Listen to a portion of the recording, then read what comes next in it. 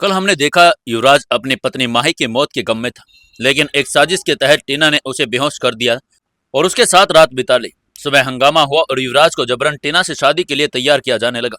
इस बीच अनजाने में कई लोग इस साजिश में फंस गई और अंजलि भी हैरान रह गई।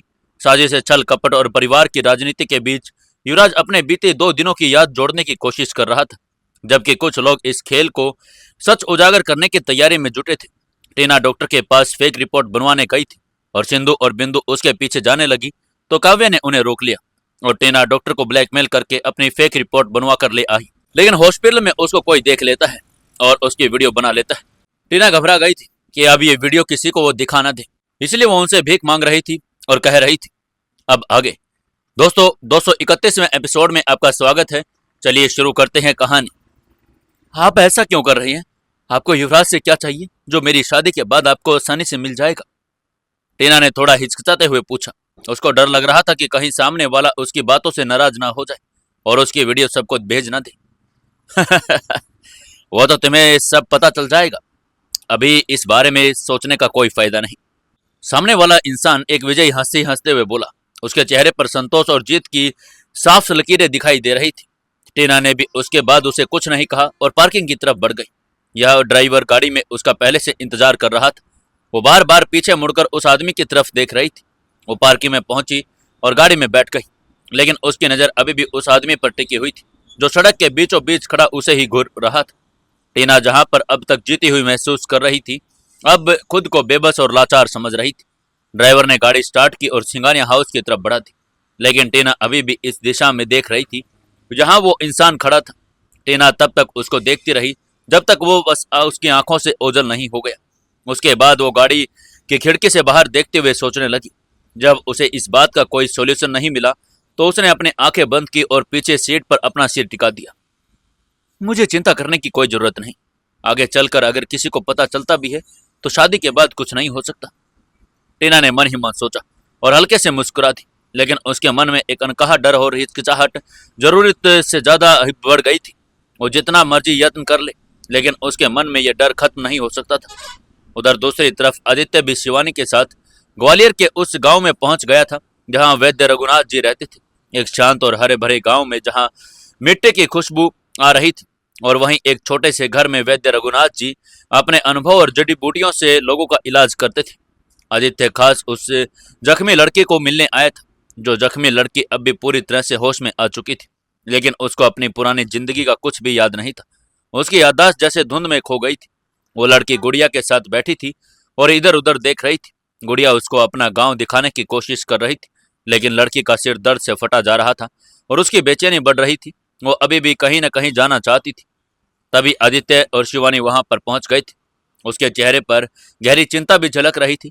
जैसे ही लड़की की नजर आदित्य पर पड़ी, उसके भीतर एक अजीब सा भाव उमड़ आया। उसकी आंखों में हल्की सी चमक उभरी और वो उत्साहित होते हुए बोली, मैं तुम्हें जानती हूँ। मैं तुम्हें जानती हूँ, लेकिन तुम्हारा नाम याद नहीं आ रहा। कौन हो तुम? और हम पहले मिल चुके हैं ना? आदित्य ने गहरी सांस ली और उसके कांपते हुए कंधे पर हाथ रखा और उसे शांत करवाने की कोशिश करते हुए कहा, चुप हो जाओ, शांत हो जाओ, शांत हो जाओ तुम। मैं तुम्हें बहुत अच्छी तरह जानता हूं और मैं तुम्हें यहां से लेने आया हूं। तुम बिल्कुल चिंता मत करो, धीरे धीरे तुम्हें सब याद आ जाएगा। लड़के की आंखों में बेचैनी थी, लेकिन आदित्य की आवाज में कुछ ऐसा था जिसने उसे थोड़ा शांत कर दिया था। शिवानी पास खड़ी थी और वो पूरी तरह से स्थिति को समझने की कोशिश कर रही थी। आदित्य, क्या तुम सच में इसे जानते हो? ये लड़की कौन है और इसका अतीत क्या है? शिवानी ने संदेह भरी नजर से पूछा। उस लड़की का चेहरा पूरी तरह से जला हुआ था और चेहरे पर पट्टियां बंधी हुई थी, इसलिए शिवानी को वो लड़की पहचान में नहीं आ रही थी, जबकि शिवानी भी उसको अच्छी तरह से जानती थी। हाँ शिवानी, मैं इस लड़की को अच्छी तरह से जानता हूँ और मैं इसको बचाने के लिए किसी भी हद तक जा सकता हूँ, आदित्य ने अपनी सख्त और दृढ़ आवाज में कहा। उसकी आंखों में उस लड़की के लिए चिंता और प्यार दोनों दिखाई दे रहे थे। शिवानी को यह देखकर थोड़ा अजीब लगा। वो मन ही मन आदित्य को बुरा बहुत चाहती थी, इसलिए उसको दूसरी लड़की के साथ देखना उसे अच्छा नहीं लग रहा था। वो सोच में पड़ गई और उसके चेहरे पर हल्की शिकन भी आ गई। शिवानी, ये लड़की मेरे लिए रीना दीदी जैसी है, या फिर ऐसा कहो कि उससे भी ज्यादा। ये मेरी बहन है और मैं एक भाई का कर्तव्य जरूर निभाऊंगा, आदित्य ने अपनी आवाज और गहरी करते हुए कहा। शिवानी ने भी मुस्कुराते हुए हाँ में सिर हिला दिया। वो खुश हो गई थी क्योंकि उसका जो डर था वो निकल चुका था। उसने कहा, आदित्य, तुम कुछ भी करो, मैं हर सिचुएशन में तुम्हारे साथ हूँ। उसने आदित्य का साथ देते हुए कहा। आदित्य की बात सुनते ही उसकी चिंता भी दूर हो गई थी। शिवानी भी अब जैसे उस लड़की को पहचान गई थी और उसकी मदद करना चाहती थी। आदित्य ने उसका हाथ पकड़ा और उसके अपने साथ वैद्य रघुनाथ जी के पास ले गए। वैद्य जी अपनी खरल में दवाइयां पीस रहे थे। उनके चेहरे पर हमेशा की तरह एक गंभीर मुस्कान थी, लेकिन जैसे ही उनकी नजर आदित्य पर पड़ी, उनकी खुशी का ठिकाना नहीं रहा। वो अपनी जगह से खड़ी हुई आदित्य के पास आ गई। उन्होंने अपने कांपते हुए हाथ आदित्य के कंधे पर रखे और उसे गले लगा लिया। आदित्य बेटा, तुम आ गए। मैं तुम्हारा ही इंतजार कर रहा था। जैसे तुमने कहा था, मैंने उस लड़की को बचा लिया। अब आगे क्या करना है तुम देख लो। वैद्य रघुनाथ जी ने अपनी कांपती हुई आवाज में कहा। जी दादू, मैं उसको यहां से लेकर जा रहा हूं। आपने जो कुछ भी किया उसके लिए मैं आपका बहुत आभारी हूं। आदित्य ने भी अपना सिर झुकाकर रघुनाथ जी के सामने हाथ जोड़ते हुए कहा, लेकिन पहले आपको ये लेना होगा। मैंने गांव के दूसरे छोर पर आपके लिए एक अच्छा और पक्का मकान बनवाया है। आप आज से गुड़िया के साथ वहीं पर रहेंगे। आदित्य ने मुस्कुराते हुए एक चाबी अपनी जेब से निकाल ली और वैद्य जी की तरफ बढ़ा दी, लेकिन वैद्य जी वो चाबी लेने से इनकार कर रहे थे। वैद्य जी इस घर में अपनी पोती गुड़िया और पत्नी के साथ रहते थे। उनके बेटे और बहू एक एक्सीडेंट में मर गए थे। वैद्य जी ने हमेशा जो भी किया था अपनी मेहनत से किया था, लेकिन आदित्य उनको अपनी तरफ से वो घर गिफ्ट करना चाहता था। दादू, आपको ये घर तो लेना ही होगा, पैसे भी लेने होंगे। मैं आपको उस लड़की के इलाज के लिए इनाम नहीं दे रहा। मैं आपके बेटे के जैसा हूं और बेटे तो माँ बाप को कुछ भी दे देते हैं, तो आपको ये लेना ही होगा। आदित्य ने आदर और सम्मान भरी आवाज में कहा। फिर आदित्य ने गुड़िया को अपनी गोद में उठा लिया और उस घर की तरफ जाने लगे। वैद्य जी ने अब कुछ नहीं कहा और उसके पीछे पीछे चलने लगे। शिवानी भी उस जख्मी लड़की को अपने साथ लेते हुए आगे बढ़ गई। सभी लोग कुछ ही देर में उस मकान में आ गए जो आदित्य ने वेदव्यास जी के लिए खरीदा था। इस घर का आंगन बहुत बड़ा था और पूरा घर एक कोठी की तरह बना हुआ था। आदित्य ने गुड़िया को अपनी गोद से उतारा और वैद्य जी का हाथ पकड़ते हुए उनको अंदर लेकर जाने लगे। गुड़िया पूरे घर में भाग भाग कर अपनी आंखों से एक अलग ही चमक लेकर आ गई थी। उसके चेहरे पर खुशी के भाव थे। वो आंगन के चारों तरफ दौड़ रही थी। भैया, भैया, ये घर किसका है? यह मैं यहाँ खेल सकती हूँ? गुड़िया ने अपनी मासूम आवाज में आदित्य से पूछा। वो आदित्य को पहले से बहुत अच्छे तरीके से जानती थी। ये घर आज से तुम्हारा ही है गुड़िया, और तुम यहाँ हमेशा खेल सकती हो। तुम्हें कोई नहीं रोकेगा। आदित्य ने गुड़िया के सिर पर प्यार से हाथ फिराते हुए बोला। आदित्य की बात सुनते ही गुड़िया का खुशी का ठिकाना नहीं रहा। वो खुशी से नाचने लगी और जोर जोर से चिल्लाने लगी। ये मेरा घर है। मैं अपने दोस्तों के साथ यहाँ खेलूंगी। सभी गुड़िया को इस तरह खुश देखकर मुस्कुरा रहे थे। अब वैद्य जी ने भी आदित्य को कुछ नहीं कहा और चुपचाप घर की चाबी और पैसों से भरा हुआ बैग ले लिया। उनको यह भी मालूम था कि गुड़िया के भविष्य के लिए उनको पैसे की जरूरत पड़ेगी, लेकिन वो जानते थे कि आदित्य उनको और गुड़िया को कभी भी अकेला नहीं छोड़ेगा। फिर वैद्य जी ने आदित्य की बात करने के लिए एक कोने में ले गए। आदित्य बेटा, मुझे तुमको एक गंभीर बात बतानी है। वैद्य जी ने अपने कांपते हुए हाथ आदित्य के कंधे पर रखते हुए कहा। आदित्य अभी भी उनके साथ एक कोने में चला गया था। उसको मालूम था कि वैद्य जी ने जरूर कोई गंभीर बात करनी होगी, नहीं वो उसको इस तरह कोने में नहीं लेकर आते। जी दादू, बताइए क्या बात करनी है? आदित्य ने भी उनके साथ एक कोने में आते हुए पूछा। मैं तुम्हारे कहने पर इस लड़की के इलाज के लिए तो मान गया, लेकिन इसकी मानसिक हालत बहुत खराब है। इसकी पूरी याददाश्त चली गई है कि और याददाश्त वापस आने के लिए इसको अपने लोगों के अंदर होना बहुत जरूरी है। साथ में ही मैं तुम्हें बता देता हूँ कि इस लड़की का चेहरा पूरी तरह से जल चुका है और ये अभी भी मां बनने वाली है, इसलिए तुम्हें इसका दोगुना अच्छे से ख्याल रखना होगा। चेहरा जलने की वजह से इसकी पहचान भी नहीं आ रही है और तुम्हें इसके चेहरे की प्लास्टिक सर्जरी करवानी होगी। वैद्य जी ने अपनी बात आदित्य के सामने रखते हुए कहा। आदित्य वैद्य जी की बात सुनकर स्तब्ध रह गया। उसने सोचा भी नहीं था कि यह मामला इतना गंभीर होगा। दादाजी, इसका कोई उपाय नहीं है क्या? इसकी याददाश्त कैसे लौट सकती है? आदित्य ने चिंता भरी आवाज में पूछा। वैद्य जी ने एक गहरी सांस ली और बोले, बेटा, याददाश्त लौटने का कोई निश्चित तरीका नहीं होता। कुछ मामलों में लोग खुद ब खुद अपनी पुरानी जिंदगी याद कर लेते हैं, लेकिन कुछ मामलों में उन्हें कुछ भी याद नहीं आता। अगर ये अपनी पुरानी जिंदगी से जुड़ी किसी चीज को देखेगी, सुनेगी या महसूस करेगी, तो शायद क्या पता इसकी याद वापस भी आ जाए। आदित्य अब और गहरी सोच में पड़ गया। उसने लड़की की ओर देखा जो अभी भी घबराई हुई थी। वो खुद को पहचानने की कोशिश कर रही थी, लेकिन उसकी आंखों में केवल अंधकार ही अंधकार दिखाई दे रहा था। आदित्य उसके पास गया और नर्म आवाज में बोला, तुम्हें चिंता करने की कोई जरूरत नहीं है, मैं तुम्हारे साथ हूं, हम सब कुछ ठीक कर लेंगे। लड़की ने धीरे से उसकी ओर देखा और सिर हिलाया, लेकिन उसकी आंखों में अभी भी डर था। वैद्य जी ने आगे कहा, इसका चेहरा बहुत जल चुका है, इसे पहचान पाना मुश्किल है। अगर तुम इसकी सर्जरी करवाना चाहते हो तो इसे किसी बड़े शहर के अच्छे से हॉस्पिटल में लेकर जाओ। आदित्य ने लड़की से कहा, हम शहर चल रहे हैं, तुम्हारी सर्जरी करवानी होगी, वहां डॉक्टर तुम्हारी अच्छे से देखभाल करेंगे। लड़की थोड़ी घबरा गई, लेकिन उसने आदित्य की बात फिर भी मान ली थी। कौन थी ये लड़की, और आदित्य अपनी इसे बहन क्यों मान रहा था? क्या ये माही तो नहीं थी? जानने के लिए जुड़े रहिए अपने इस कहानी के साथ। दोस्तों, कहानी को ज्यादा से ज्यादा शेयर करें, कमेंट करें और लाइक जरूर करें। दोस्तों 232वें एपिसोड में आपका स्वागत है। चलिए शुरू करते हैं कहानी। इधर आदित्य उस लड़की को मुंबई लेकर आने की तैयारी कर रहा था। तभी उधर सिंघानिया हाउस में युवराज और टीना की शादी की तैयारी शुरू हो चुकी थी। सभी माही की मौत के गम से अभी उबरे भी नहीं थे कि यह सब हो गया था। कोई भी अपने मन से टीना और युवराज की शादी की तैयारियां नहीं कर रहा था, लेकिन सब ऊपर ऊपर से तैयारियों में जुटे हुए थे। सभी की मजबूरी बन गई थी कि वो लोग इस शादी में शामिल हो, और मन किसी का भी नहीं था। काव्या सभी के साथ में बैठकर शादी की तैयारियों की बात कर रही थी। उसके चेहरे पर गंभीर भाव थे। सिंघानिया हाउस के आंगन में शादी का मंडप बांधा जा रहा था। तभी टीना भी हॉस्पिटल से वापस घर आ गई थी। वो गाड़ी से उतरी और जैसे वो सिंघानिया हाउस के अंदर दाखिल हुई, उसने देखा कि आंगन में एक सादा सा मंडप बांधा जा रहा था और पूरे सिंघानिया हाउस में चारों तरफ हल्की रोशनी फैली हुई थी। इतने सादे से मंडप को देखते ही टीना के चेहरे पर जो मुस्कान थी वो गायब हो गई। उसने अपनी शादी को लेकर जो सपने देखे थे वो कुछ और ही थे। उसके मन ही मन उसने सोचा, माही की शादी तो इतनी धूमधाम से हुई थी, लेकिन मेरी शादी इतनी सिंपल तरीके से हो रही है।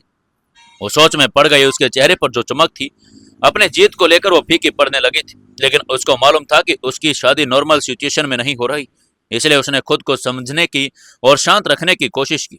उसने गहरी सांस ली और अपने चेहरे पर एक झूठी और अनचाही मुस्कान लेकर अंदर जाने लगी। वो जानती थी कि अभी किसी से कुछ कहने का या फिर कोई डिमांड रखने का कोई समय नहीं है। ये शादी उसको खतरे में डाल सकती है और ये रिस्क वो नहीं लेना चाहती थी। इसलिए टीना ने चुप रहने का फैसला किया और अंदर की तरफ चली गई। जैसे वो घर के हॉल के अंदर आई, उसने देखा कि सामने सोफे पर युवराज, काव्या और उसके मॉम डैड दोनों बैठे हुए थे। आपस में कुछ चीज डिस्कस कर रहे थे। टीना को अभी भी दर्द हो रहा था। वो थोड़ा लंगड़ाते हुए उन सभी के पास पहुंची। सिंधु बिंदु जो काव्या के पास ही खड़ी थी, वो अपनी गुरु माँ के आदेश का इंतजार कर रही थी। उनकी नजर जब टीना पर पड़ी तो उन्होंने मुंह बना लिया और टीना को घूरते हुए देखने लगी। लेकिन टीना का उन दोनों पर कोई ध्यान नहीं था। वो सीधा अंदर आ गई और काव्या के सामने जाकर खड़ी हो गई। काव्या ने भी जब देखा कि टीना हॉस्पिटल से वापस आ चुकी है, तो उसने मुस्कुराते हुए टीना का हाथ पकड़ा और अपने बगल में बिठाते हुए कहा, टीना, आ गई तुम? यहाँ बैठो और बताओ डॉक्टर ने क्या कहा है। टीना ने भी काव्या के बगल में बैठ गई और फिर अपने बैग में से एक एनवलप निकाला जिसमें उसकी रिपोर्ट थी। काव्या ने सामने टेबल पर रखते हुए शर्मा कर बोली, दीदी, डॉक्टर ने ये रिपोर्ट तैयार की है।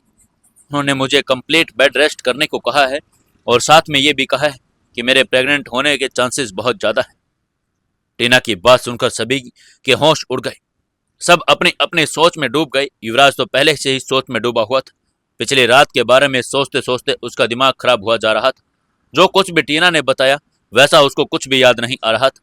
उसने जितना भी सोचने की कोशिश की, उसको बस वही याद आ रहा था। सबरा टीना को जूस का गिलास देकर गई और युवराज ने जूस की 2 घूंट पी भी ली थी। उसके बाद का युवराज को कुछ भी याद नहीं था। उसके चेहरे पर शिकन साफ दिखाई दे रही थी। उसको घबराहट हो रही थी और घबराहट के मारे वो अपने नाखून चबाए जा रहा था। उसने एक ही बात का डर सताए जा रहा था कि माही को क्या मुंह दिखाएगा। युवराज का मन अभी भी नहीं मान रहा था कि माही को कुछ हुआ है। वो अभी भी यकीन नहीं करने को तैयार नहीं था कि माही उसकी दुनिया में नहीं रही। उसने चंदन को कॉल करके कह दिया था कि वो लोग माही की खोज में लगे रहें। अब बस उसको किसी तरीके से शादी रोकनी थी, नहीं तो अपनी माही के साथ आंखें मिलाने के काबिल नहीं रहेगा। उधर अंधेरे और सन्नाटे से भरे कपूर मैंशन में जैसे ही अंजलि कपूर ने कदम रखा, उसका पूरा शरीर गुस्से से कांप रहा था। उसकी आंखों में जलती हुई नफरत की लपटें साफ दिखाई दे सकती थी। युवराज और काव्या ने उसके साथ जो अपमान किया था वो सहन करने लायक नहीं था। गुस्से में तिलमिलाती अंजलि ने अपना बैग सोफे पर पटका और तेजी से बार की तरफ बढ़ी। बिना एक पल गवाए वो कैबिनेट में शराब की बोतल उठा लाई और बिना गिलास का सहारा लिए उसने सीधा बोतल से ही पीना शुरू कर दिया। ये कोई पहली बार नहीं था जब उसने खुद को इस तरह नशे में डुबोने की कोशिश की, मगर आज उसकी आंखों में सिर्फ आंसू नहीं थे बल्कि अपमान की ज्वाला भी थी। और राघव और अलिस्का उसके हालात देखकर समझ गए कि अंजलि के साथ कुछ बड़ा हुआ है, लेकिन उनमें से किसी की हिम्मत नहीं हुई कि उसे कुछ पूछ सके। राघव आगे बढ़ा, लेकिन उसके होठों से कोई भी शब्द नहीं निकल रहे थे। वो जानता था कि अंजलि का गुस्सा किसी भी हद तक जा सकता है, और आज तो गुस्से में पागल सी हो रही थी। अलिस्का ने भी गहरी सांस ली, लेकिन उसकी आंखों में चिंता साफ झलक रही थी। कुछ घूंट पीने के बाद अंजलि ने अपनी आंखें बंद कर ली, और जैसे शराब के हर घूंट के साथ वो अपने दर्द को भीतर उतारने की कोशिश कर रही हो। फिर उसने अपने बैग में हाथ डाला और सिगरेट का पैकेट बाहर निकाला। एक सिगरेट निकालकर उसने अपने होठों में दबा ली, लेकिन जैसे ही उसने लाइटर ढूंढने की कोशिश की, उसे वो नहीं मिला। राघव ने जब देखा कि उस धीरे धीरे उसके पास जाकर अपनी जेब से लाइटर निकालकर उसकी सिगरेट जला दी। अंजलि ने बिना कुछ कहे एक लंबा कश लिया और धुआं छोड़ते हुए सोफे पर ढह गई। राघव ने जब देखा कि अंजलि का गुस्सा थोड़ा शांत हो गया है, तो अब वो और चुप नहीं रह सकता था। उसने हिम्मत जुटाकर पूछा, क्या हुआ अंजलि, तुम इतने गुस्से में क्यों हो, और ऐसा क्या हो गया सिंघानिया हाउस में?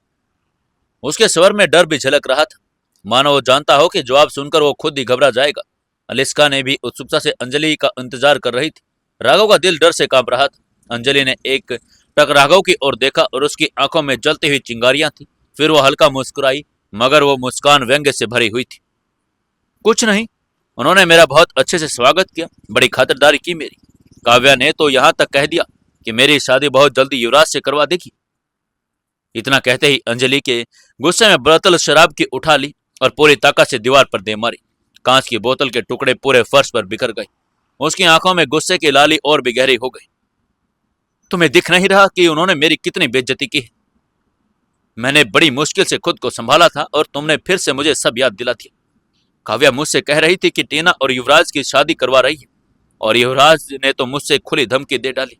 कह रहा था कि अगर मैंने कुछ भी करने की कोशिश की तो मुझे और मेरे पूरे परिवार को खत्म कर देगा।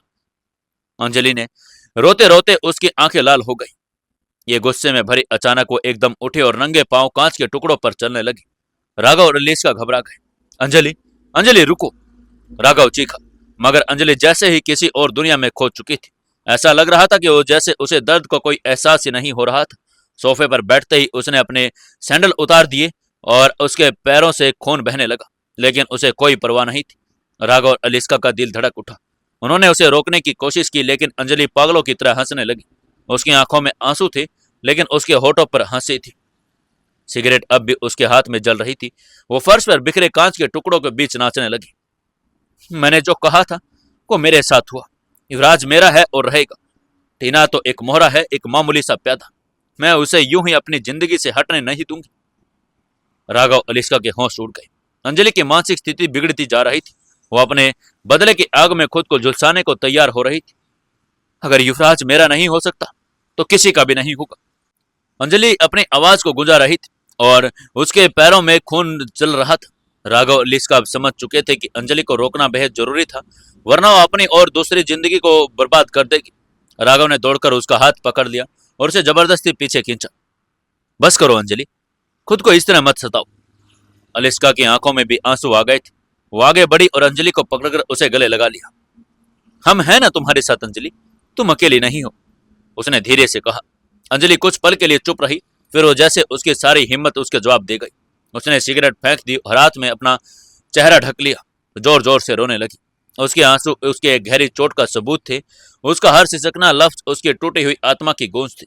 राघव अलीस्का उसे सहारा देने के लिए वहीं पर बैठ गई, क्योंकि इस वक्त उसे शब्दों से ज्यादा अपने दोस्तों की मौजूदगी की जरूरत थी। राघव ने गहरी सांस ली और अपने मन में कसम खाई, वो अंजलि के इस दर्द को निकाल कर रहेगा। वो हर हाल में उसके साथ खड़ा रहेगा, चाहे कुछ भी हो जाए। अंजलि की जिंदगी अब एक नए मोड़ पर थी, एक ऐसा मोड़ जहां नफरत, दर्द और बदले की आग धधक रही हो। अब देखना यह था कि वो खुद को जलाकर राख बना लेगी या फिर इस आग में नई ताकत लेकर अपने अपमान का बदला लेगी। क्या होगा आगे, जानने के लिए जुड़े रहिए अपनी इस कहानी बेमानी मोहब्बत के साथ। दोस्तों 233वें एपिसोड में आपका स्वागत है। चलिए शुरू करते हैं कहानी। इधर अंजलि युवराज और टीना को दोबारा से बर्बाद करने की प्लानिंग कर रही थी। उधर एक सुनसान रोड पर धूल उड़ाती कच्ची सड़कों से उके मुख्य मार्ग की ओर एक गाड़ी बढ़ रही थी। चारों ओर घना अंधेरा था और बस गाड़ी की हेडलाइट सड़क को रोशन कर रही थी। अंदर बैठी तीन शख्सियत अपनी अपनी उलझनों में खोई हुई थी। पीछे की सीट पर बैठी वो घायल लड़की बेचैनी से इधर उधर देख रही थी। उसकी आंखों में असमंजस और डर था। उसने अपने दोनों हाथों से अपनी गोद में रखे दुपट्टे को भींच रखा था, मानो वो उसकी सुरक्षा का आखिरी सहारा हो। शिवानी जो उसके बगल में बैठी थी, शिवानी खिड़की से बाहर झांक रही थी, लेकिन उसका मन पूरी तरह से अस्थिर था। उसकी आंखों में चिंता थी, मगर उसे समझ नहीं आ रहा था कि आदित्य के लिए चिंतित थी या घायल लड़की के लिए जिसके साथ वो लेकर आ रहे थे। पीछे की सीट पर बैठी वो लड़की बेचैनी से इधर उधर देख रही थी। उसके चेहरे पर पट्टियां बंधी हुई थी, लेकिन उसकी आंखों में डर और अनिश्चितता साफ झलक रही थी। उसे कुछ भी याद नहीं था, न अपना नाम, न अपना अतीत, और न ही अपने साथ उनके साथ हुआ क्या था। और उसका पूरा चेहरा भी जल चुका था। उधर आगे ड्राइविंग सीट के पास बैठे आदित्य का ध्यान पूरी तरह से सड़क पर ही था, मगर उसका मन भी कहीं कहीं भटक रहा था। इन लोगों के निकलने के बाद उधर गांव में भी अब एक उदासी छाई हुई थी। नन्हे गुड़िया अपने दादा से लिपट कर फूट फूट कर रोने लगी और उसकी मासूम सी आंखों में आंसू का सैलाब उमड़ आया था। बाबा, दीदी चली गई, अब वो फिर कब आएंगी? गुड़िया की शिशुकियों ने बूढ़े वैद्य रघुनाथ जी का भी हृदय पसीज दिया था। उन्होंने अपने पोते को गोद में उठा लिया और उसके सिर को प्यार से सहलाने लगे। गुड़िया का उस लड़के के साथ गहरा लगाव हो गया था। वो उससे अलग नहीं होना चाहती थी। उसके नन्हे हाथ अपने दादा के कपड़ों को कसकर पकड़ रहे थे, जैसे वो किसी भी तरह से लड़के को वापस बुला ले। बेटा, जो लोग अपने भाग्य को तलाशने जाते हैं वो जरूर वापस आते हैं। तुम्हारी दीदी भी आएगी, लेकिन अभी उसे अपने सच को आगे जानना होगा, उन्होंने अपनी कांपती आवाज में कहा, मगर उसकी आंखों में एक अजीब सा डर था। गुड़िया कुछ नहीं समझी, बस और जोर जोर से रोने लगी। बूढ़े बाबा उसको दिलासा दे रहे थे। इधर गाड़ी के अंदर भी सब कुछ खामोश था। घायल लड़की, जिसे अब तक खुद का नाम भी याद नहीं था, बेचैनी से अपने हाथ मल रही थी। आखिरकार खुद को वो रोक नहीं पाई और धीरे से बोली, सुनो, अगर तुम दोनों मुझे जानते हो तो कम से कम मेरा नाम तो बता दो। मैं कौन हूं और अब हम कहाँ जा रहे हैं? क्या तुम लोग मुझे मेरे परिवार के पास लेकर जा रहे हो? कहीं तुम दोनों मेरे भाई बहन तो नहीं? कुछ तो बताओ तुम मुझे। उसने एक ही सांस में इतने सारे सवाल पूछ लिए कि शिवानी और आदित्य दोनों ने एक दूसरे की ओर देखा और कुछ पल के लिए खामोशी फिर से गहरी हो गई। उसकी आवाज में एक मौसूमियत थी, लेकिन उसके शब्दों में छिपी घबराहट किसी का भी दिल पिघला सकती थी। इस बार आदित्य ने जवाब देने का फैसला किया। उसने गहरी सांस ली और बिना इमोशंस के साथ कहा, तुम्हारा नाम राधिका है। हम अभी एयरपोर्ट जा रहे हैं और वहां से फ्लाइट पकड़कर मुंबई जाएंगे। वहां तुम्हारा इलाज होगा और देश के बेहतरीन डॉक्टर तुम्हारा इलाज करेंगे। और हाँ, तुम्हारे चेहरे की प्लास्टिक सर्जरी भी करवाई जाएगी ताकि तुम्हारा जला हुआ चेहरा ठीक हो सके।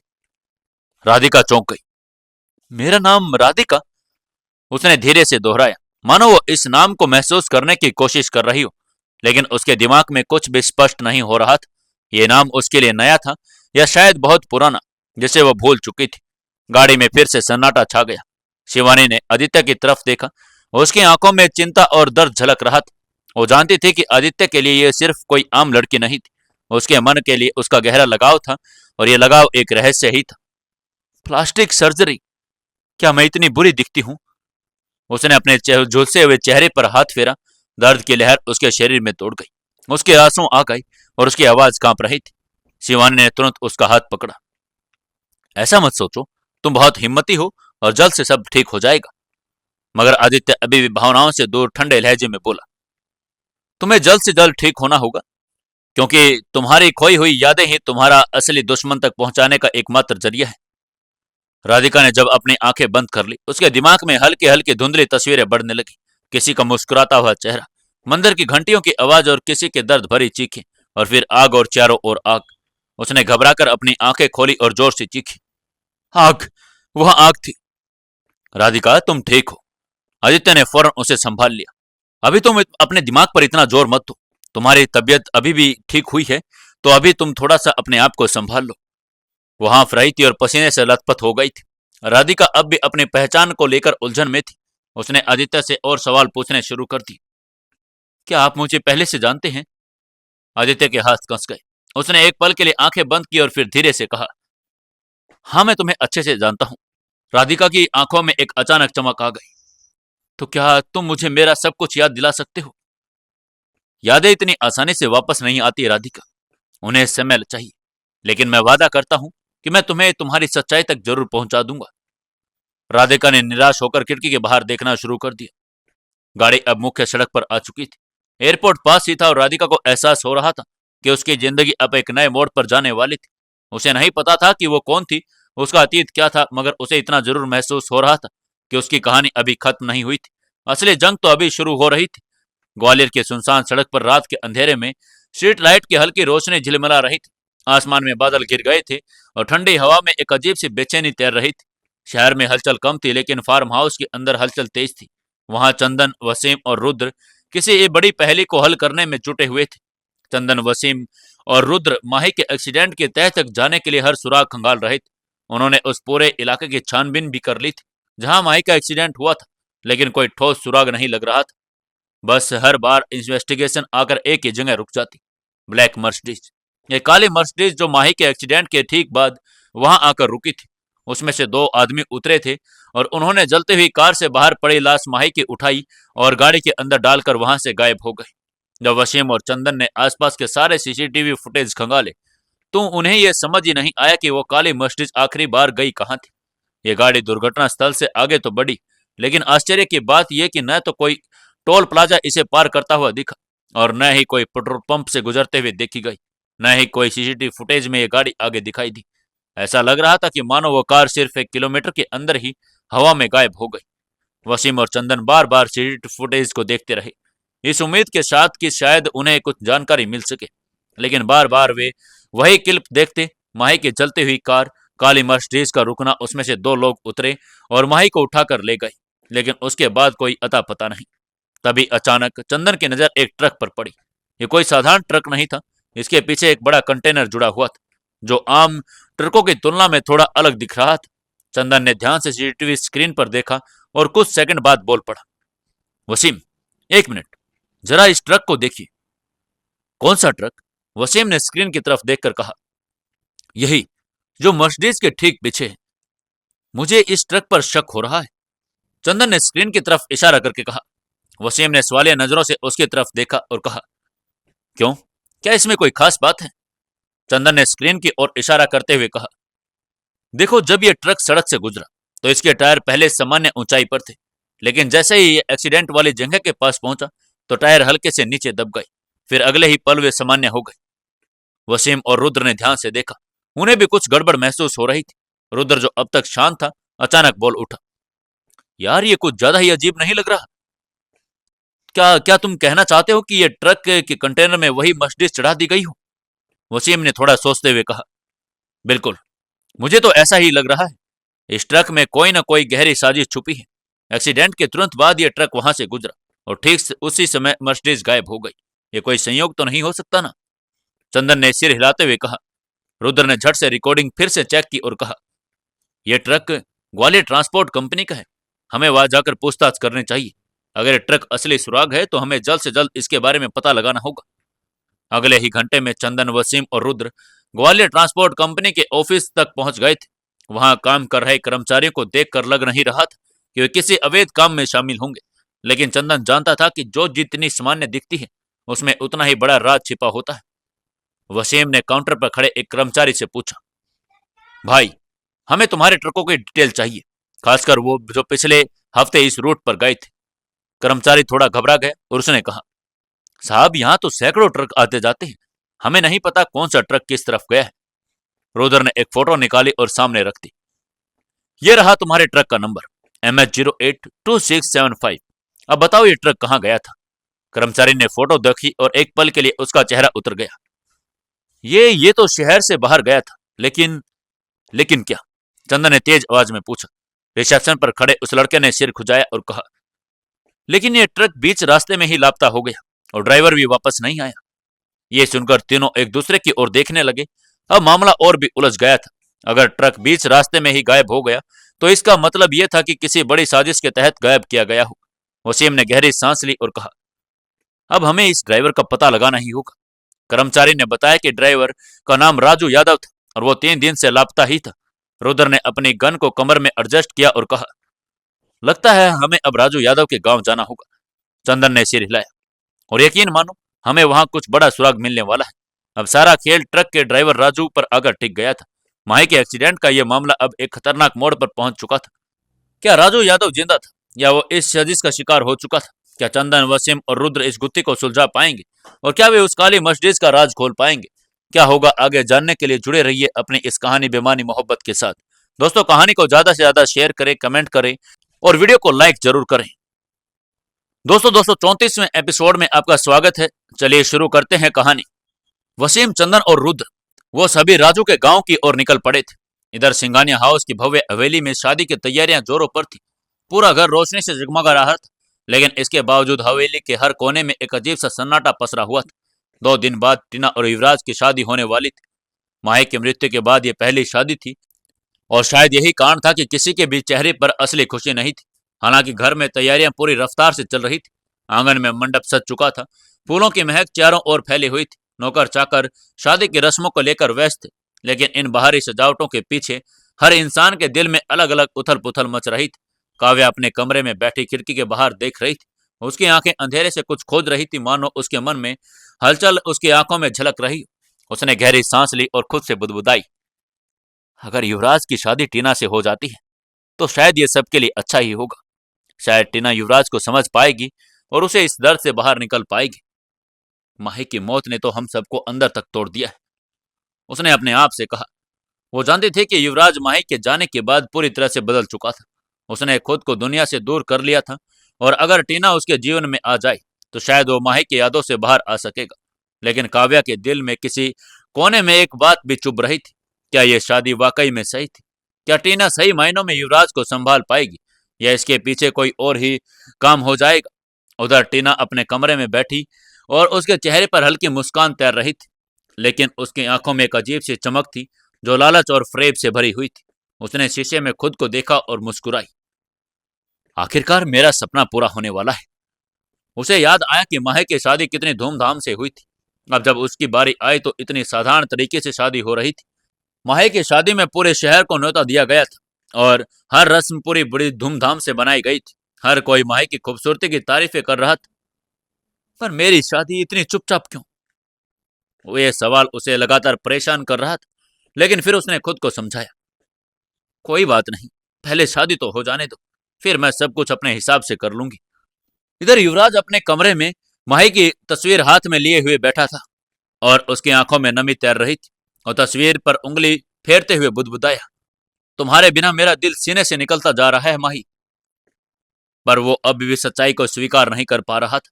माही अब इस दुनिया में नहीं रही थी। क्या मैं तुम्हें भुला सकता हूँ? उसने खुद से पूछा। उसके दिल के एक कोने में टीना के लिए कोई भावना नहीं थी। वो जानता था कि ये शादी सिर्फ एक समझौता थी। काव्या ने उसे समझाया था कि इस शादी से शायद वो अपने दुख को बाहर ले आएगा। और युवराज ने गहरी सांस ली और माही की तस्वीर अपने सीने से लगा ली। रात गहरी हो चुकी थी। हवेली के सारे लोग अपने अपने कमरों में थे, लेकिन किसी को भी नींद नहीं आ रही थी। काव्या अपने कमरे में माही की डायरी पढ़ रही थी। उसमें उसकी जिंदगी के अनगिनत किस्से लिखे थे। दूसरी तरफ टीना अपने फोन पर किसी से बातें कर रही थी। सब कुछ प्लान के मुताबिक हो रहा है, बस 2 दिन और फिर सब कुछ मेरे हाथ में होगा। उसकी आवाज में एक अजीब सा भरोसा था। रात गहरी हो चली थी। पूरा शहर नींद की आगोश में था, लेकिन इस शहर के कोने में एक अय्याशी से भरा माहौल अपने चरम पर था। महंगे शराब के गिलास, विदेशी लड़कियां और तेज संगीत और एक नशे में डूबा हुआ शख्स मुकुल सिंघानिया। मुकुल अपनी रंगीन दुनिया में मशगूल था। उसके हाथ में बड़े महंगे ब्रांड के शराब का गिलास था और उसके चारों ओर कुछ विदेशी लड़कियां खड़ी थी। कोई उसके कंधे दबा रही थी तो कोई उसे शराब परोस रही थी। मुकुल, तुम्हारे लिए एक और पैक, एक लड़की ने कहा और उसकी आंखों में लालसा थी। मुकुल ने उसकी तरफ देखा। उसकी आंखों में नशा और जीत का एहसास था। उसने धीरे से लड़के की कलाई पकड़ ली और उसे अपनी गोद में खींच लिया। लड़की हंसने लगी। उसके लंबे बाल मुकुल के चेहरे से टकरा गए। लड़की उसकी गोद में गिर पड़ी। आज का दिन मेरे लिए बहुत खास है, मुकुल ने लड़की की कमर पर हाथ रखते हुए कहा। और मुकुल ने अपनी उंगलियां उसकी कमर पर फिराते हुए उसके गले पर हल्का सा चुंबन जड़ दिया और हल्की उसकी लड़की उसकी बाहों में सिमट गई। तभी अचानक उसका फोन बज गया।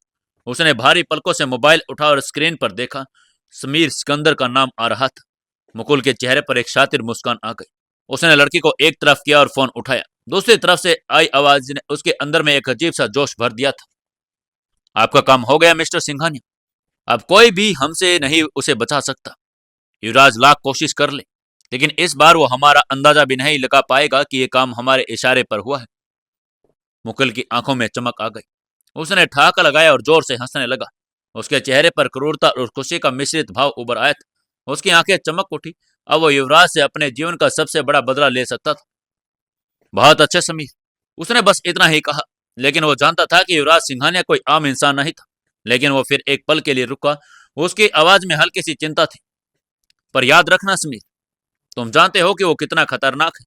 अगर जरा सी भी चूक हुई तो तुम बच नहीं पाओगी, और ना मैं। उसकी आवाज में अचानक सख्त हो गई और उसने कहा। दूसरी तरफ से समीर ने गहरी आवाज में जवाब दिया, तुम फिक्र मत करो, मैंने ये काम बहुत सफाई से किया है। हर कदम सोच समझ कर उठाया है। उसे शक होने का तो सवाल ही पैदा नहीं होता कि इसके पीछे हमारा हाथ है।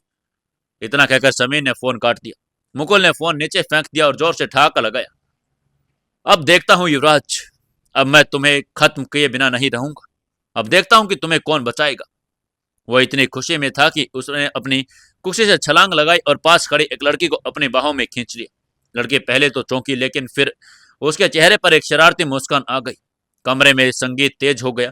मुकुल ने शराब का एक और घूंट भरा और उसके चेहरे पर जीत की चमक थी। उसके साथ शरारत करने लगा। शराब, नशा और बदले की जलती आग, सब कुछ मुकुल के अंदर एक साथ दौड़ने लगी थी। उसके मन में बस एक ही चीज थी, युवराज का अंत। लेकिन उसे यह नहीं पता था कि कुदरत का भी कुछ खेल है। जो जाल उसे बुना था, क्या वो उसमें खुद फंसने वाला था। मुकुल अपने जीत का जश्न मना रहा था, लेकिन उसे एहसास नहीं था कि हर चाल का जवाब होता है, और जवाब उसे कब और कैसे मिलेगा ये तो सिर्फ समय ही बताएगा। सिंघानिया हाउस में एक नई सुबह का आगाज हुआ। सूर्य की पहली किरण के साथ खिड़की के पर्दों से छनकर अंदर आई और उसने कमरों में हल्की रोशनी फैला दी। हवा में गुलाब और रजनीगंधा की भीनी भीनी खुशबू फैली हुई थी। काव्या सिंघानिया ने धीरे धीरे अपनी आंखें खोली। रात की थकान अब भी उसके पलकों में भारी थी, लेकिन जिम्मेदारियों का बोझ उसे ज्यादा देर तक बिस्तर पर रहने की इजाजत नहीं देता था। उसने एक लंबी अंगड़ाई ली और बिस्तर से उतर गई। काव्या सीधे वॉशरूम में गई और ठंडे पानी के छींटों से अपनी आंखों की नींद उतारने लगी। खुद को थोड़ा तरोताजा महसूस करने के बाद उसने अपने बालों को समेटा और धीमे कदमों से किचन की तरफ गई। जैसे वो किचन में पहुंची, उसकी नजर दो जानी पहचानी शक्लों पर पड़ी, सिंधु और बिंदु। वो दोनों पहले से यहाँ पर खड़ी हुई थी। गैस पर कॉफी उबल रही थी और चारों तरफ इलायची और चॉकलेट की हल्की खुशबू फैली हुई थी। काव्या के चेहरे पर हल्की मुस्कान आ गई। गुरु माँ, आप यहाँ क्यों आई? हमें बुला लेती। आपको खुद को कष्ट देने की क्या जरूरत थी? बिंदु ने मुस्कुराते हुए कहा। सिंधु ने भी हाँ भरी और एक ट्रे उठाकर काव्या की तरफ बढ़ा दी। वैसे भी हम आपकी पसंदीदा डबल शॉट कॉफी बनाकर लेकर आ रही थी, सिंधु ने हल्के मजाक के लहजे में कहा। काव्या ने कॉफी का मग लिया और उसमें से उड़ते भाप को देखने लगी। उसकी आंखों में थकान साफ झलक रही थी। काव्या ने चुपचाप एक सिप लिया, लेकिन उसकी आंखें अभी भी उतनी ही थी और उसने बिना कुछ कहे कमरे की तरफ वापस लौटने का इशारा किया। बिंदु और सिंधु ने एक दूसरे को देखा और तुरंत उसके पीछे चल दी। उन्हें पता था कि उनकी गुरु माँ अभी भी आराम की जरूरत रखती है, और आराम देने का सबसे अच्छा तरीका था एक अच्छी मसाज। कमरे में पहुंचते ही काव्या ने धीरे धीरे अपनी सारी साड़ी उतार दी और सफेद सिल्क के आरामदायक गाउन में आ गई। उसने लंबी सांस भरी और पलंग पर लेट गई। सिंधु, मेरी गर्दन बहुत अकड़ रही है, उसने हल्की आवाज में कहा। सिंधु और बिंदु ने बिना समय गवाए अपने नर्म हाथों से काव्या की गर्दन और कंधों को दबाना शुरू कर दिया। तेल की हल्की खुशबू कमरे में फैल गई और काव्या के माथे की सिलवटें धीरे धीरे कम होने लगी। गुरु माँ, आप इतना तनाव क्यों लेती हैं? हाँ गुरु माँ, अब तो सब कुछ ठीक हो रहा है, आपको थोड़ा सुकून लेना चाहिए, सिंधु ने भी कहा। काव्या ने हल्की मुस्कान के साथ आंखें मूंदी और एक गहरी सांस ली। सुकून, उसने खुद से कहा। मेरी जिंदगी में सुकून जैसा कोई चीज ही नहीं। वो मन ही मन सोचने लगी, जो कुछ भी हुआ क्या वो सही था? उसकी आंखों के सामने माही की तस्वीर घूमने लगी। वो हंसती खिलखिलाती थी और उसकी शादी किसी परी कथा के जैसी हुई थी, लेकिन अब वो नहीं रही। और अब टीना और युवराज की शादी होने वाली थी। क्या ये शादी सही थी? क्या युवराज सच में टीना को स्वीकार करेगा? क्या टीना का मन साफ था या किसी लालच में थी? काव्या के दिल में कई सवाल उठ रहे थे। क्या काव्या अपने फैसलों पर शक करेगी? क्या सिंघानिया हाउस में शांति किसी आने वाले तूफान की खामोशी थी? या युवराज सच में टीना के साथ खुश रह पाएगा? जानने के लिए जुड़े रहिए अपनी इस कहानी बेमानी मोहब्बत के साथ। दोस्तों, 235वें एपिसोड में आपका स्वागत है। चलिए शुरू करते हैं कहानी। इधर युवराज भी अपने कमरे में उठ गया था। वो माही की मौत के बाद वो खुद को समेटने की कोशिश कर रहा था, लेकिन हर बार उसकी यादें उसे वापस उसी दर्द में धकेल देती थी। आज जब सुबह उसकी आंखें खुली तो वो कुछ अलग महसूस कर रहा था। उसका मन बेचैन था। उसने धीरे से आंखें खोली और एक गहरी सांस ली और बिस्तर से उठ गया। कमरे में एक अजीब सी खामोशी थी, जो उसे और भी भारी लग रही थी। उसने अपने सिर पर हाथ फेरा और फिर सीधा वॉशरूम की ओर बढ़ गया। ठंडे पानी की बौछार ने उसके शरीर को ताजगी दी, लेकिन उसके दिल का बोझ अभी भी वैसा ही था। उसने शीशे में खुद को देखा। उसकी आंखों के नीचे गहरे काले घेरे थे, जो उसकी बेचैनी और रात की नींद उड़ जाने की कहानी कह रही थी। नहाने के बाद उसने अपनी ब्लैक कैजुअल सूट पहनी और बिना किसी से बात किए सीधे ऑफिस की ओर जाने लगा। काफी दिनों के बाद उसने सिंघानिया ग्रुप ऑफ कंपनी की जिम्मेदारी से खुद को दूर रखा था और वो किसी से नहीं मिला, किसी मीटिंग में शामिल नहीं हुआ। लेकिन अब वक्त आ गया था कि वो अपने आप को व्यस्त करे। ऑफिस जाने से पहले वो कुछ पल के लिए अपने कमरे में खड़ा रहा। माही की तस्वीर उसके बेड साइड टेबल पर रखी थी। उसने तस्वीर की तरफ देखा और मन ही मन कहा, मैं तुम्हारे लिए इंसाफ जरूर लेकर आऊंगा माही। मैं तुम्हें यूं अकेला नहीं छोड़ सकता। इसके बाद वो घर से निकल गया और किसी को उसने कोई जवाब नहीं दिया और ना ही किसी से कोई बात की। जैसे उसने अपनी गाड़ी अल्फा टावर की ओर मोड़ी, उसके दिमाग में सिर्फ एक ही सवाल घूम रहा था, माही का एक्सीडेंट एक हादसा था या साजिश? युवराज ने गाड़ी चलाते हुए फोन उठाया और चंदन को कॉल मिला दिया। चंदन को कॉल उठाने में कुछ सेकंड लगे, लेकिन युवराज की बेचैनी उसके सब्र को तोड़ रही थी। जैसे ही फोन उठा वो बिना किसी भूमिका के सीधा बोल पड़ा, हेलो चंदन, कुछ पता चला क्या? चंदन की आवाज दूसरी तरफ से आई, जी सर, हमें उस काली मर्सिडीज का पता चल गया है। युवराज ने एक झटके में गाड़ी को किनारे लगा दिया। क्या पता लगा, बताओ। जी सर, वो गाड़ी सड़क पर 1 किलोमीटर आगे जाकर गायब हो गई थी, इसलिए हमें कोई भी लीड नहीं मिल रही थी। लेकिन हमने सीसीटीवी फुटेज को जूम करके कई बार जांचा और हमें पता चला कि, चंदन की आवाज में एक रहस्य था। युवराज की धड़कनें तेज हो गई कि वो मर्सिडीज एक बड़े ट्रक में चढ़ा दी गई थी। युवराज की आंखें चौड़ी हो गई। मतलब कोई उसे जानबूझकर छिपा रहा था? जी सर, यही वजह थी कि गाड़ी का कोई ट्रेस नहीं मिला। लेकिन अब हम उस ट्रक को ड्राइवर को ढूंढ रहे हैं। अगर वो मिल गया तो हमें सारी सच्चाई पता चल जाएगी। चंदन, ये खबर मुझे शाम तक चाहिए। जो भी हो, उस ट्रक का ड्राइवर मुझे चाहिए। युवराज ने गहरी सांस ली और अपनी बात कह दी। चंदन ने तुरंत हामी भर दी। जी सर, हम कोशिश कर रहे हैं, शाम तक पूरी रिपोर्ट तैयार कर लें। युवराज ने फोन रख दिया, लेकिन उसके दिल में सवालों का सैलाब फिर से उमड़ने लगा। क्या माही का एक्सीडेंट सिर्फ एक दुर्घटना थी या किसी ने जानबूझकर उसकी हत्या कर दी? अगर गाड़ी में को ट्रक में चढ़ा दिया गया था तो इसका मतलब साफ था कि कोई बड़ी साजिश हो रही थी। युवराज की आंखों में गुस्से की लपटें उठने लगी। उसने अपनी गाड़ी का एक्सीलेटर दबाया और पूरी रफ्तार से ऑफिस की तरफ बढ़ गया। अब उसे सिर्फ एक ही चीज चाहिए थी, सच। और अगर किसी ने माही को मारा था तो वो उसे जिंदा नहीं छोड़ेगा। इधर सिंघानिया हाउस में टीना भी अपने कमरे में उठ गई थी। वो अकेली बैठी थी और उसकी आंखें फोन की स्क्रीन पर टिकी थी, लेकिन उसका मन किसी और ही दुनिया में खोया हुआ था। एक ऐसी दुनिया जहां वो टीना युवराज सिंघानिया की थी। आज पहली बार उसके होठों पर सच्ची मुस्कान थी। उसकी आंखों में एक अजीब सा नशा था, न सिर्फ खुशियों का बल्कि जीत का। आखिरकार जो सपना उसने इतने सालों से देखा था, अब वो हकीकत बनने जा रहा था। उसने अपने फोन पर एक ब्लैक एंड गोल्ड लहंगे की तस्वीर देखी। खुद को उसमें युवराज के साथ मंडप में पाया। मैं मिसिस टीना युवराज सिंघानिया बनने वाली हूँ। ये सोचते ही उसके रोंगटे खड़े हो गए। उसके दिल की धड़कनें तेज हो गई। टीना को अच्छी तरह पता था कि यह शादी उसकी मर्जी से नहीं हो रही थी, पर इससे उसे कोई फर्क नहीं पड़ता था। फर्क सिर्फ इस बात से पड़ता था कि आखिरकार वो युवराज की बीवी बनने जा रही थी। माही के मरने के बाद भी अगर कोई उसकी जगह ले सकता है तो सिर्फ मैं ही हूँ। यह ख्याल उसके अंदर एक अजीब सी संतुष्टि दे रहा था। माही को जब पहली बार उसने युवराज के साथ देखा था, तब से ही उसने खुद से वादा किया था कि एक दिन वो उसकी जगह लेगी। माही जैसी मासूम लड़की युवराज जैसी पावरफुल शख्सियत के साथ काम नहीं कर सकती थी। वो इस दुनिया में फिट नहीं बैठती। लेकिन मैं इस दुनिया के लिए बनी हूँ। टीना ने अपने फोन में युवराज की एक पुरानी तस्वीर खोली, जिसमें वो अपने ऑफिस में बैठा था और अपनी सिग्नेचर ब्लैक सूट में बेहद खतरनाक और आकर्षक लग रहा था। उसने तस्वीर पर उंगली फिराई और मन ही मन कहा, अब तुम सिर्फ मेरे हो युवराज। पूरी दुनिया चाहे कुछ भी कर ले, लेकिन इस बार मैं तुम्हें किसी और का नहीं होने दूंगी। सिर्फ युवराज ही नहीं, टीना को सिंघानिया परिवार की मालकिन बनने की भी उतनी ही चाह थी। महलों जैसे बंगले, नाम, दौलत, रुतबा, पावर, ये सब उसकी सिर्फ एक ही शादी से मिलने वाला था। माही मर गई, पर मुझे सब कुछ देकर गई है। अगर वो जिंदा रहती तो ये सब क्या कभी मेरा हो पाता? ये सोच सोच कर उसकी मुस्कान और गहरी होती जा रही थी। उसने आईने में खुद को देखा और उसकी आंखों में नशा था, जीत का नशा। सिंघानिया परिवार की बहू बनते ही वो टीना से टीना युवराज सिंघानिया बन जाएगी। एक नाम से पूरी जिंदगी बदल जाएगी। टीना जानती थी कि युवराज अभी भी माही को भूल नहीं पाया था, लेकिन यह भी सच था कि वक्त के साथ साथ जख्म भर जाता है। अगर उसे कोई माही की यादों से बाहर निकाल सकता है तो सिर्फ मैं ही हूँ। टीना सिर्फ सिंघानिया हाउस की बहू नहीं बनना चाहती थी, वो बल्कि युवराज के दिल पर भी पूरी तरह कब्जा करना चाहती थी। प्यार खुद ही नहीं होता, उसे बनाना पड़ता है, और मैं बना लूंगी। मुझे फर्क नहीं पड़ता कि इस शादी में प्यार होगा या नहीं। एक बार शादी हो जाए तो मैं युवराज को अपना बना ही लूंगी। उसने खुद से वादा किया, अगर मुझे उसे पाने के लिए कोई भी कीमत चुकानी पड़े तो भी मैं पीछे नहीं हटूंगी। उसके बाद टीना ने अपना फोन उठाया और अपने ब्राइडल आउटफिट के डिजाइनर को कॉल किया। कल तक मेरी ड्रेस तैयार होनी चाहिए, मुझे इसमें कोई कमी नहीं चाहिए। मैं चाहती हूँ कि जब युवराज मुझे देखे तो सब कुछ भूल जाए। मुझे शादी वाले दिन सबसे खूबसूरत दिखना है। उसने अपने मेकअप आर्टिस्ट को और अपने डिजाइनर को कॉल करके कहा।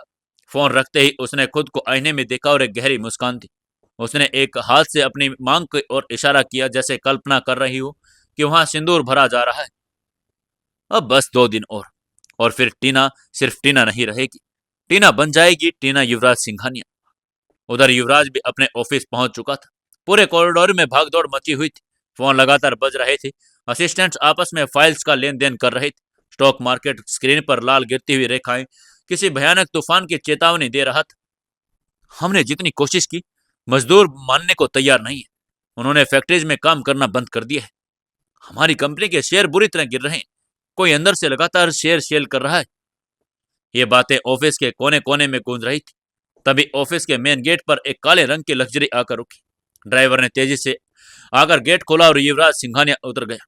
उसकी काली शर्ट और ब्लैक सूट में वही रौबदार चाल थी, लेकिन आज उसका मन बेचैन था। कुछ तो लग रहा था कि गलत हो रहा है, और इस चीज को महसूस कर रहा था।